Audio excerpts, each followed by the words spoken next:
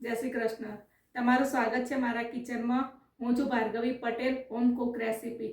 આજે અમે સોસાયટીના બધા સભ્યો ભેગા મળીને પાવભાજીનો પ્રોગ્રામ કરેલો છે. તો તમે આ વિડીયો છેક સુધી જોજો અને વિડીયોને લાઈક, શેર અને સબસ્ક્રાઈબ. તો ચાલો આપણે શરૂ કરીએ પાવભાજીનો પ્રોગ્રામ અને મારી સાથે જોડાયા રહેજો. તો અહીંયા લગભગ સાંજના 4 વાગે અમે તૈયારીઓ શરૂ કરી દીધી છે. તો બધી જ લેડીઝ મળીને શાક સમારીએ છીએ. તો અહીંયા ચૂલા 2 બનાવ્યા છે. અહીંયા ચૂલો ઈંટોનો બનાવ્યો છે અને એની અંદર તપેલામાં પાણી ભરીને મૂક્યું છે. તો અહીંયા બટાકાને સમારી લીધા છે કેમ કે આપણે પાવભાજી બનાવવાની છે.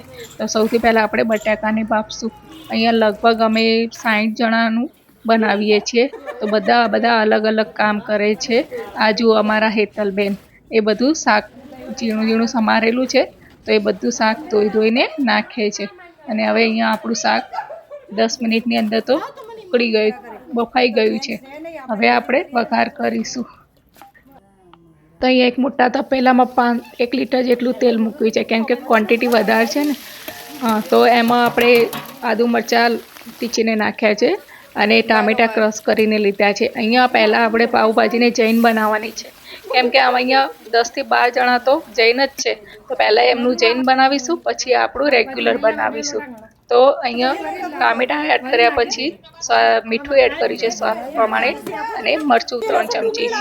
હવે હું અને મારી બીજી એક ફ્રેન્ડ અમે બંને જણા પાવભાજીને મેશ કરવામાં જ લાગી ગયા હતા કેમ કે એમાં એકચ્યુઅલી થોડું પાણી વધારે પડ્યું હતું, એટલે અમે પાછું પાણી કાઢી લીધું અને પછી બધી પાવભાજીને અમે મેશ કરી લીધી. તો મારા હેતલબેન તો બસ ગ્રેવીને હલાવતા જ્યાં સુધી તેલ છૂટું ના પડ્યું ત્યાં સુધી પાવભાજીના ગ્રેવીને હલાવી. હવે અહીંયા તપેલું નીચે ઉતાર્યું છે કેમ કે વધારે ક્વોન્ટિટી છે તો ફાવે નહીં. તો આ રીતે અહીંયા જે ગ્રેવી કરી હતી એ આપણે જે બાફેલું શાક છે મેશ કરેલું એની અંદર એડ કર્યું છે. પાછા બીજા કે આ તપેલામાં કરો, તો આમથી આમ કર્યું અને પછી પાછું બીજા તપેલામાં જે તેલવાળું હતું એમાં થોડું શાક બાફેલું નાખીને બધું મિક્સ કરી લીધું અને આ રીતે બધું જ કરી લીધું. હવે પાછું આ મોટા તપેલામાં બધું મિક્સ કરી લઈશું અને થોડી વાર માટે એને આપણે ઉકળવા મૂકવાની છે. તો તમે જોઈ શકો છો કે ફરીથી આપણે ચૂલા ઉપર મૂકી દઈશું. તો હવે આપણે એક બીજા મોટા તપેલામાં કાઢી લઈશું અને એને આપણે ચૂલા ઉપર મૂકવાનું છે.